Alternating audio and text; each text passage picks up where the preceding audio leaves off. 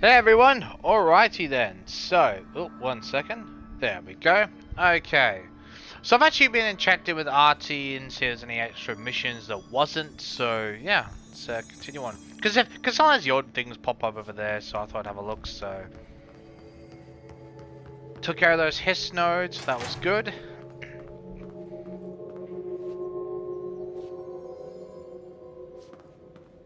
Okay. I did these pictures still. Oh, hang on.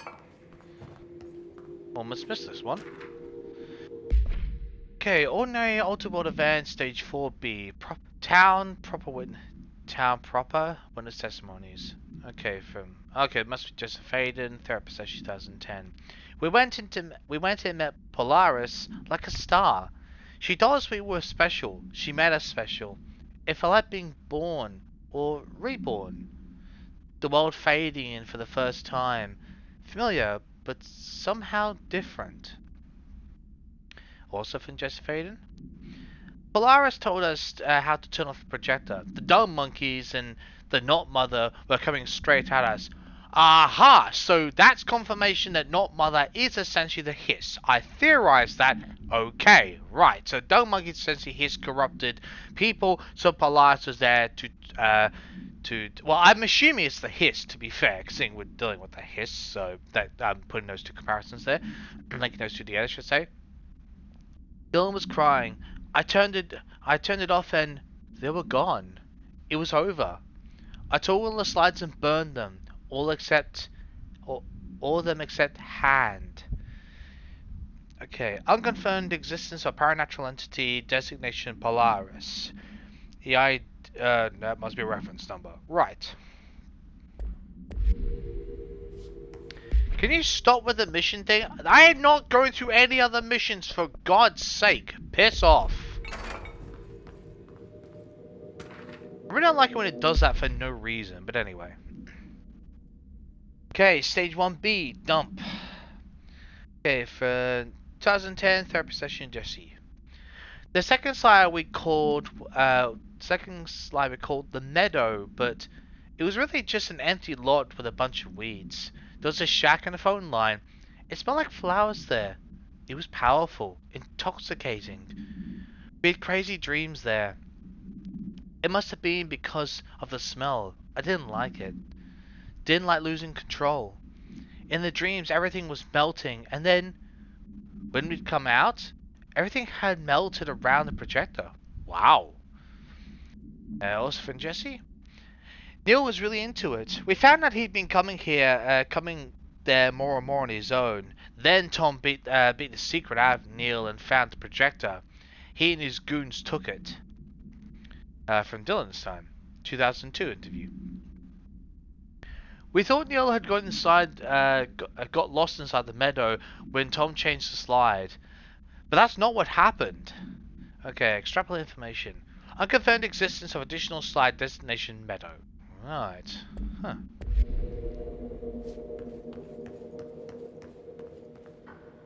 Let's see what they have on ordinary. Wait, what? Wait, Oh, here. Our home, our what? school, the woods. Hold The on. dump. This is... You know what this reminds me of? It literally reminds me of when they had like in CSI programs where they literally walk you through the entire scene. That's literally what this reminds me of. Wow. They went to a serious extent for this. I mean, my God, like they were... Wow. Okay, that's taking it to a whole nother level. To be fair, I suppose in a way I kind of expected there to be like an actual, well, maybe not, quite the real life size tall buildings, but yeah, I mean, maybe on like a half scale styled thing, look at just a miniature, but like you know what I mean? Like it's the, when sometimes people there's like contrast to give you the illusion of a realistic size of a building or statue or something like that, where they might use in programs or technology. I kind of expected something along those lines. I mean, don't get me wrong, this is impressive that they mapped it out, but I kind of expecting something a bit more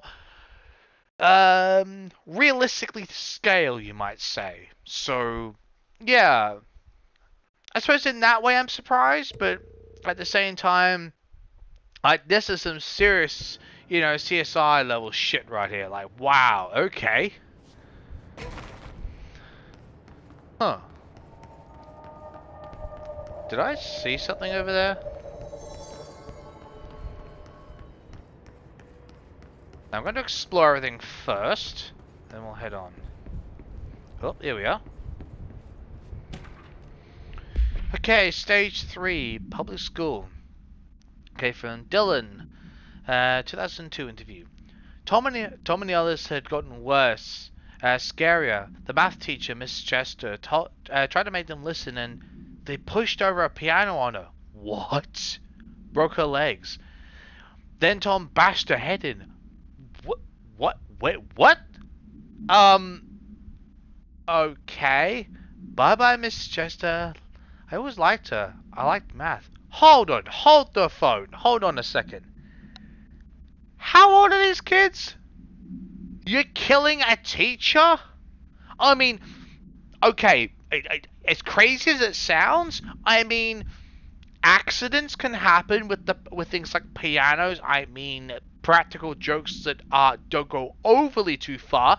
Okay, I know it sounds a little crazy, but practical jokes happen, sometimes they're a bit way over the top on scale. I mean, okay, broken leg, maybe a fracture, things can happen. Bashing their head in? Dude, what the hell? This guy needs some serious psychiatric therapy. And then some, you know?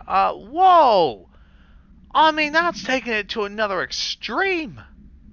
Good God! Wow! I mean, there's practical jokes, then there's just taking their temper out.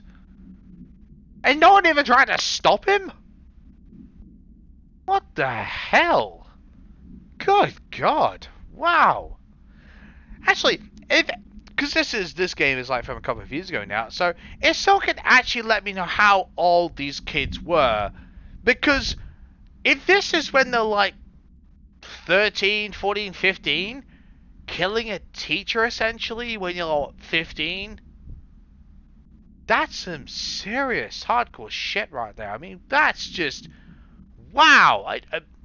I'm just trying to for the mindset of, you know, what the hell is going on to force essentially a kid, because most places around the world until you're at least 18 not considered an adult anyway, so you're still a kid legally, that, you know, that you'd actually essentially go ahead and kill a teacher. Well, what the hell? I'm just trying to recognize, like, trying to figure out, like, to what age, you know, is this like someone who's just, you know, 18, 19, is just like something going on, or if he's younger, I'm thinking 14, 15. I know that may not seem like much, but in trying to understand the mindset, age can play quite a part.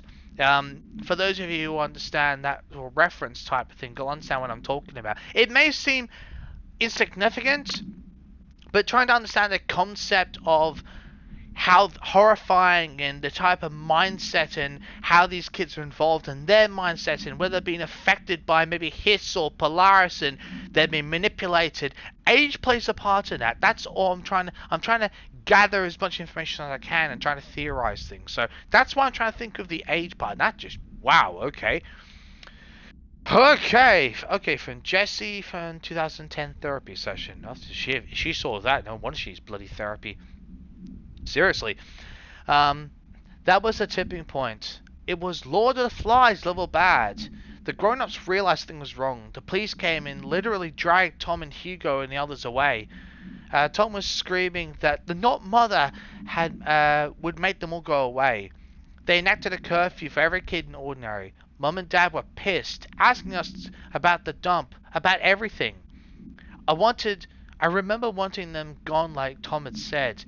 When we woke up the next morning, pretty much all the adults had just vanished. Was I responsible?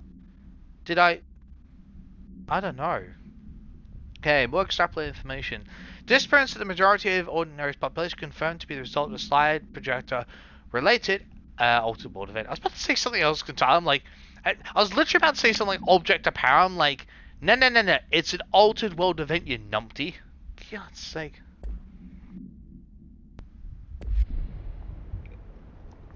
Good God, holy shit, Tom. Dude, you got some things you need to work out. That's all I'm gonna say on that one.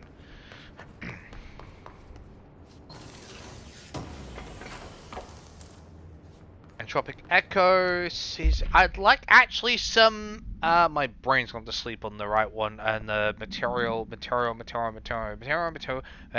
It moments. Oh God, my brain's literally gone to sleep on the type of moment, but something moments.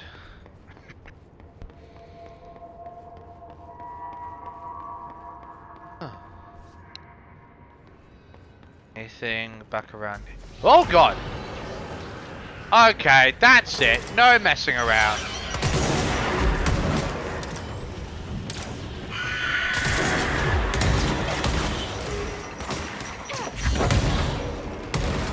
Come on then.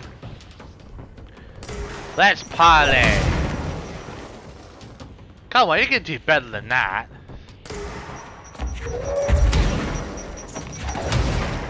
Ah!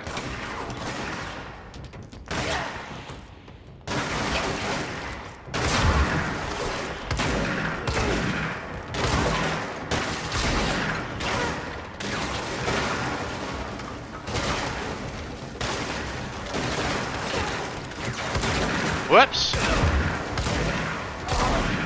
Thank you. We found Remote a thoughts. projector in the dump outside town. Did they recreate that too? Got the Is feeling they that probably where have. keep it? Probably something along those lines. Remote thought, that's what I was trying to think of. Need a few of them, actually.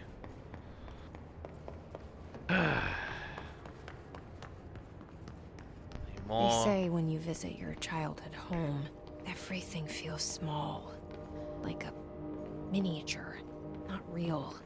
They got that right. Miniature. Wait. I've always pronounced that miniature.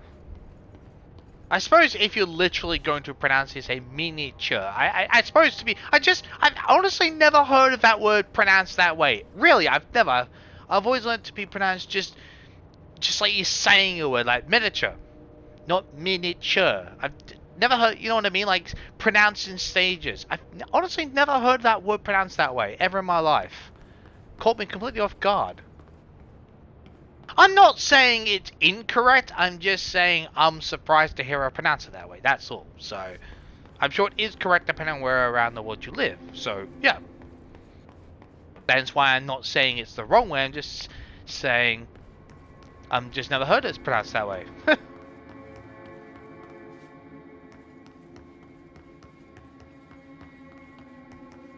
Isn't that amazing how many places around the world actually pronounce those things in just a little bit of a different way, or they literally pronunciate it through stages, and it's not wrong, it's just their own way.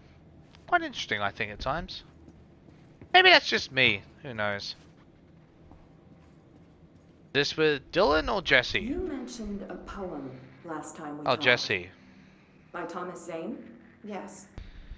Beyond the shadow you settle for, there's a miracle illuminated. I looked the poem up. Only I couldn't find any poet by that name. Really? I did find a European filmmaker who moved here in the 60s, named Thomas Zane. What? I don't... No matter.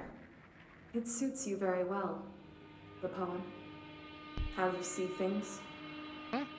Maybe you wrote it yourself? I didn't. No matter. You've said a few times that you feel like there's a piece of you missing. Can we talk about that? Okay. Okay. Yeah, it's this... I feel an emptiness, a yearning for something that I think I lost. Okay. It's natural for you to feel that way. Especially Your though. mother and your parents are dead. No. No. Dylan's not dead. And that's not even it. You're referring to the imaginary friend from your childhood? Polaris. She's come back. After a long time, she's calling me. In a dream I saw,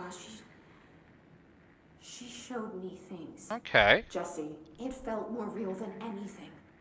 As real as what happened in Ordinary. the industrial accident in your Oh, hometown piss off!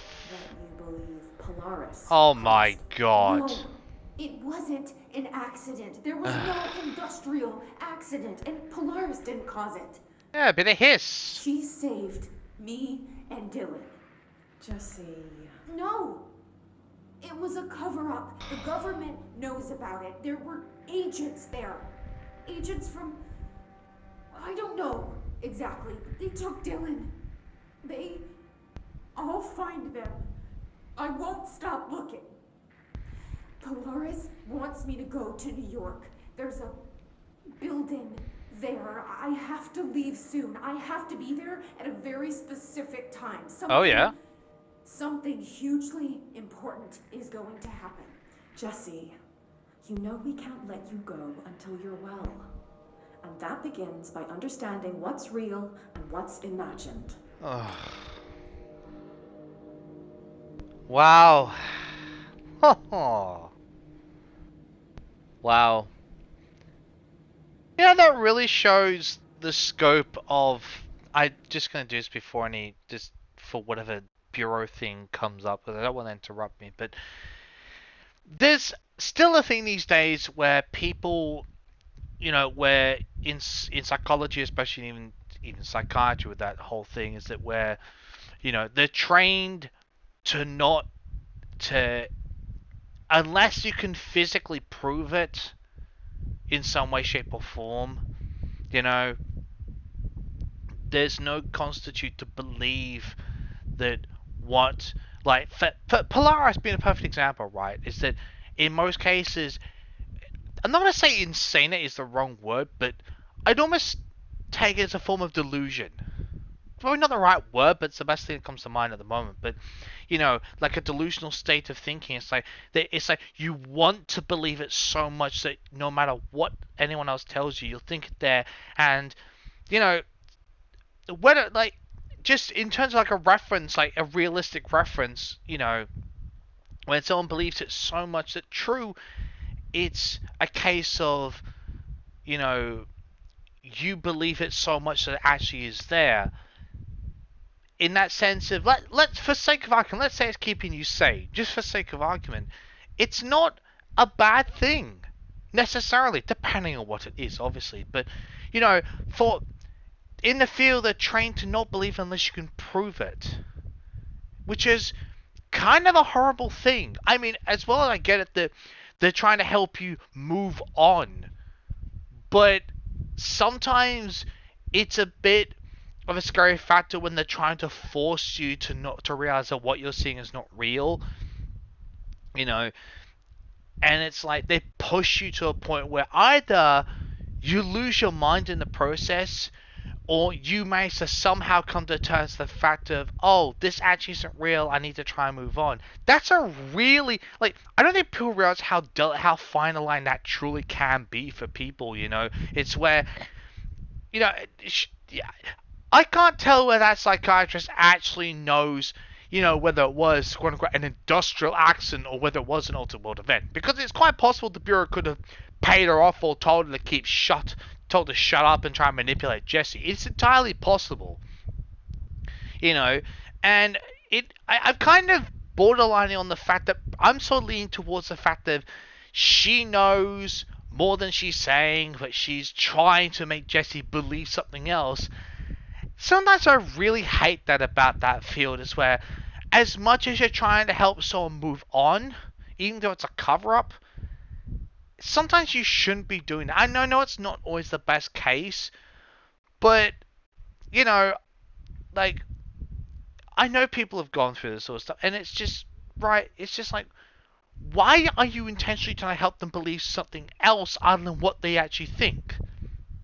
Especially if they know it's to be true, or even if it's not 100% true, it's it's a form of psychological therapy for them, and you're trying to dismiss that openly because it doesn't believe the narrative you've been trained to give people. Why?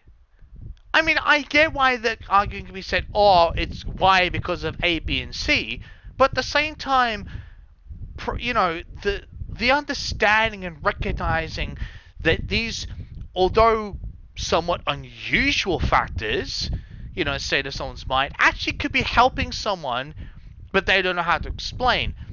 And we've seen this in periods and parts of history. People have gone through that sort of stuff, and it's like you try to manipulate someone to thinking of things in a specific way, and it's not necessarily because it's causing them harm, but they're just trying to guide their own way through a problem, and it's their way of helping themselves. And that's not actually such a bad thing. It's just their way of coping. And to make it sound like it's their fault, essentially, and it's their fault for thinking this way, it's their fault, you're almost antagonizing the fact that, you know, and pointing the finger at, this is your way of solving stuff, that's wrong, this is the worst way of doing it. In actual fact, they're doing more harm than good. And I know that can sound a bit, I suppose, a tad biased in a way, but, you know, when you actually look at examples and people have go through those things, and you see it, and then you see, you know, people, they push through they push that incentive, they push that way of thinking, they push that state of thinking, and you end up, for lack of better wording, destroying someone's mental state, because you either push the idea through in a very forceful and overly assertive process through someone's mind when they believe something else, and they know it to be true because it's their form of therapy, and you push it so far, you break their mind to an extent. That has catastrophic consequences. When sometimes if you just lean with the idea that what they're doing is correct in their own way, and you help guide them through that, and step by step slowly work towards the reality you're supposed to teach them, or help guide them towards realizing it, instead of being blunt and straight to the point, you do less damage, if at all, and you help them come to the self-realization. But to go through in that way, the form is almost like a manipulative state. It still happens today. It happens so much more, like, you know, believe it or not, up until about, what was it, something like, going, what, maybe 40 years ago, up until about 150, I think it was, common practice. Well, not so much common practice, but you saw it more often than was actually necessary, which is truly sad to think. You know, that manipulatory state of thinking, and trying to assert what... Because in psychology, you're trying to help people feel bad and try and guide them.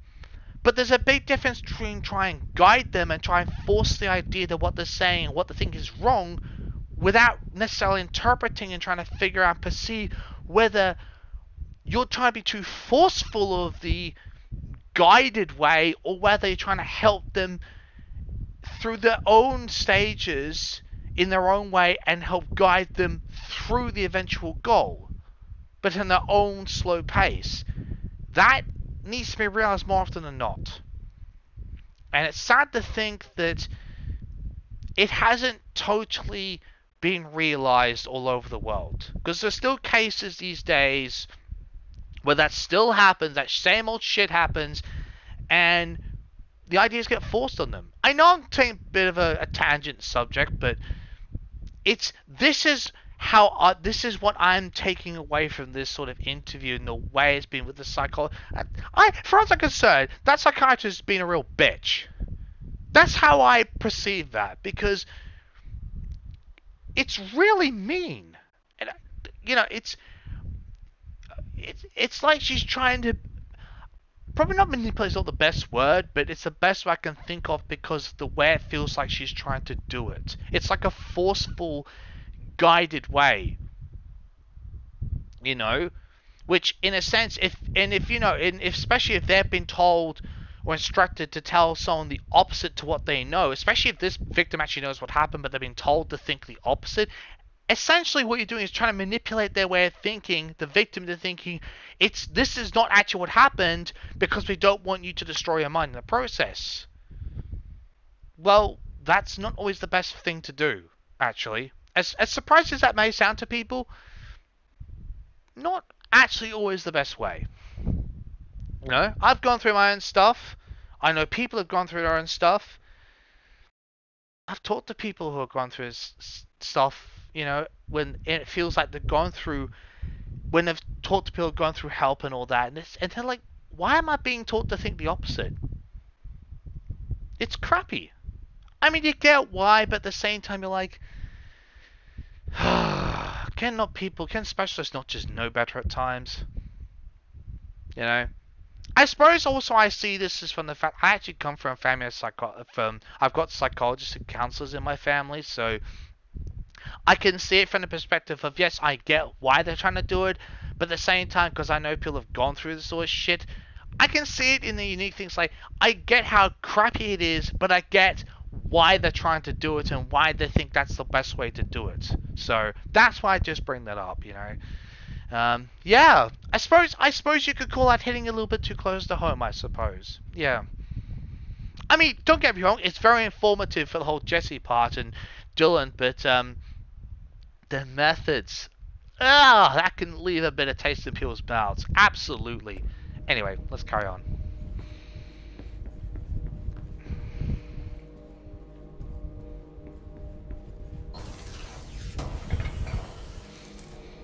Accuracy boost.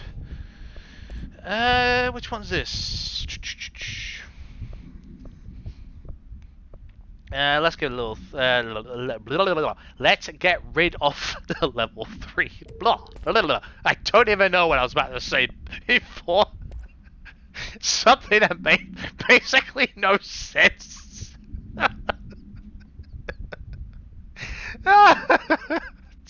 Sounds like one of my days where my mind just doesn't want to work no matter what I try and do. It's like I know I'm awake, I don't have my morning coffee, but no matter what, I can't speak properly.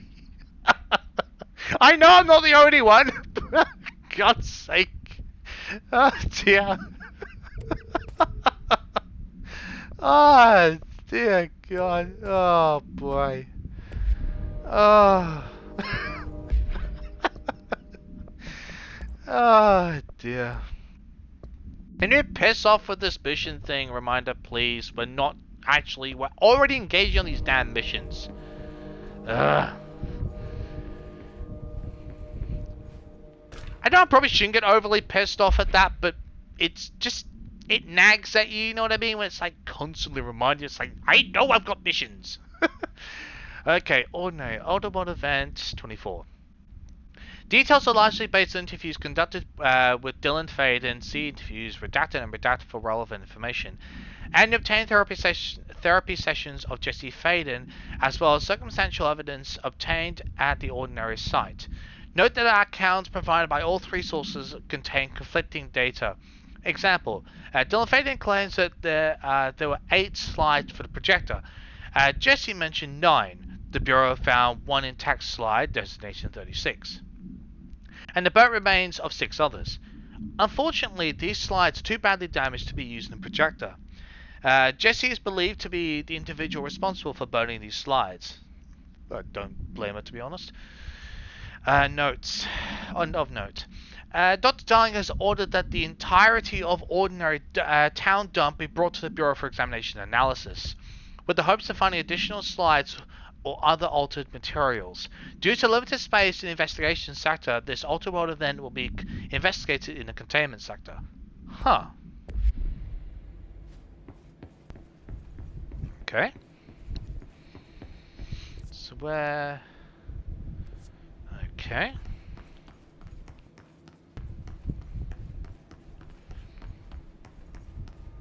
God, how literal have they gone here? That's the... Wow! Wow! This is no joke! Wow!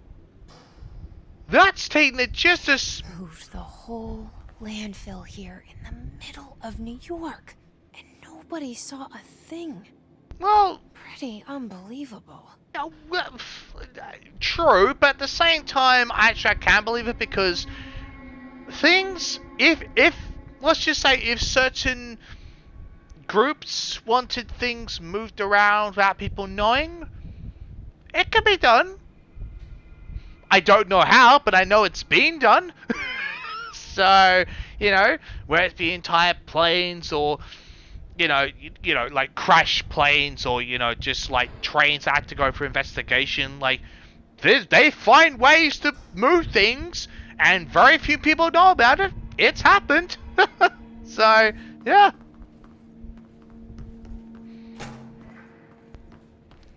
Oh wow, that's going to a new extent. Actually, to be fair, this is the Federal Bureau of Control. There's no such thing as a new extent, is there? There's just, hey, it's just a realization of how much further have they actually taken it. Let's be honest. God's sake. Oh, dear. Okay, dump cessation of work order. Okay, I hope I've said that right. By order, Dr. Darling, all work in the ordinary dump is to stop effective immediately. Resources will be allocated to the redacted department. Details will be forthcoming. This area will be sealed at the end of the month. Please remove all personal effects before that time. Any photographic slides, the type used in slide projectors, found in the area should be delivered to Dr. Darling immediately. Okay. Wow. Okay. They did not hold back, did they? I mean, that's wow. God, wow, they were not kidding, were they? Huh. Wow.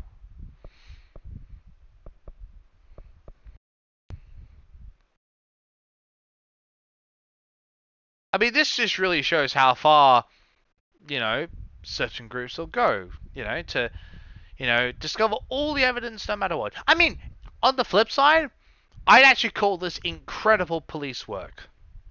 Or incredible detective work on the flip side, because it's showing how far they're willing to go to really scrutinize, evaluate, analyze, subjectively and evaluate everything that's involved, which you have to give props to. Have to give some serious credit to when it's due. You really do have to. So, yeah, a nice pat on the back to them on that one. Oh, there's something up here. Right, let's go up here.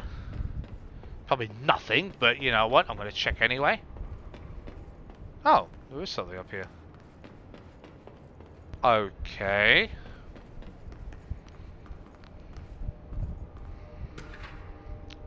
Globe supplement, okay. The Wolf Globe, altered item 72.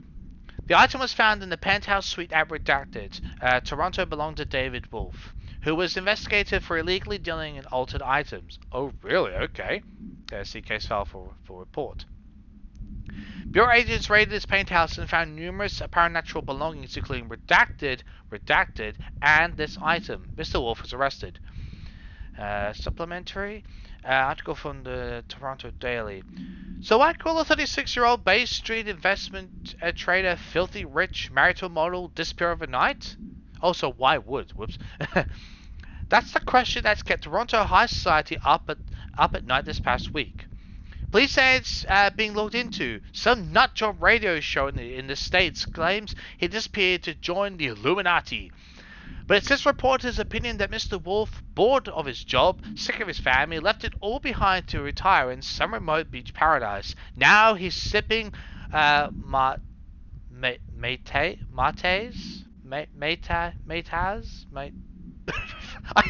I've tried. I've probably butchered that. Sipping cocktails, for goodness sake.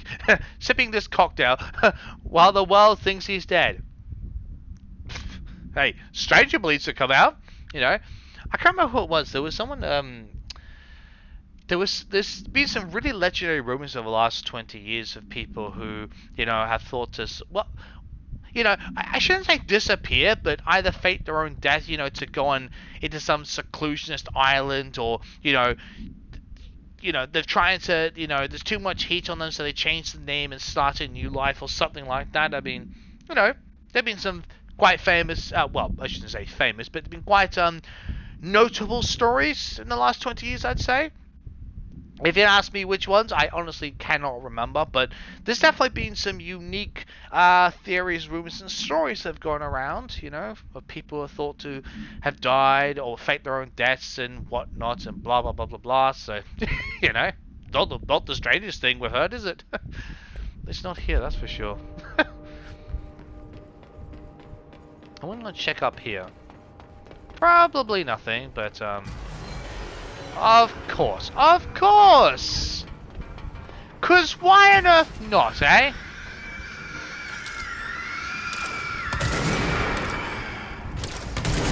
Damn it! Thank you.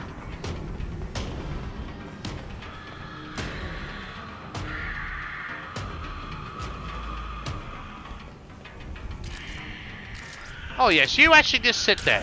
Stay! Well, that was shit aiming, wasn't it? For God's sake. Ah! Wait, with that one? Oh, very nice.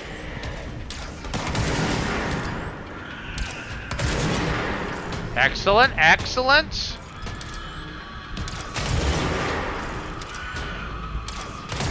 I am not mucking around.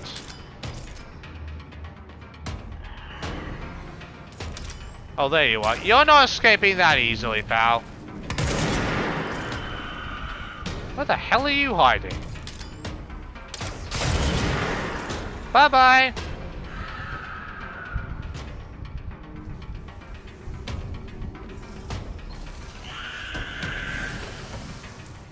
Right thoughts! I need a few of those.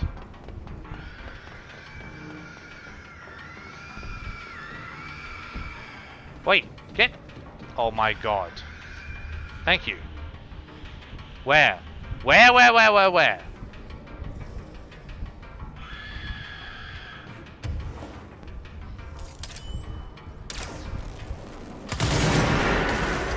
Oh my god, it is... Wow, okay, this is...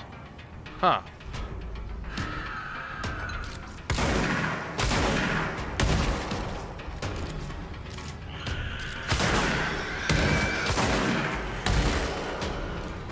Okay, no you don't. No you don't. Bugger off. Remote thoughts, I need a few of those actually.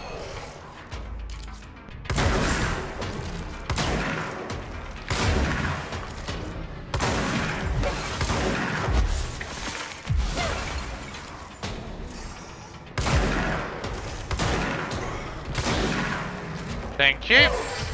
God damn it.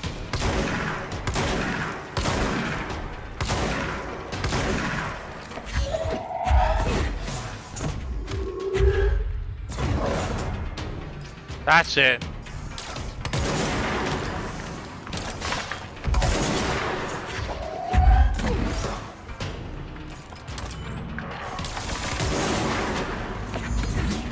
Okay, finally. We should check that lab. Well, got a few things. Dropping Echo, not actually what I was wanting, but that's okay. So is there any other goodies I've missed? Oh, lovely. How many remote thoughts do we have, actually? I'm curious. Let's get rid of the... Wait. Oh yeah, I do have that one. It's 24, what's this one? 41, never mind. I've got one of you, that's fine. Yep. Don't need to worry about that. Excellent. Cool. Where's remote thoughts? Remote. Oh! I've got 50 remote thoughts! Oh, that's awesome! I can upgrade the grip! Yes! Yes! Oh, I'm really happy about that. Fantastic! Oh, that's awesome! Oh, I'm serious, like I'm legitimately really happy about that. I've been wanting to upgrade the grip for a while, since I made the decision to upgrade the shatter instead. That's absolutely awesome. That is fantastic. No, get rid of you, because I don't care. Anything else?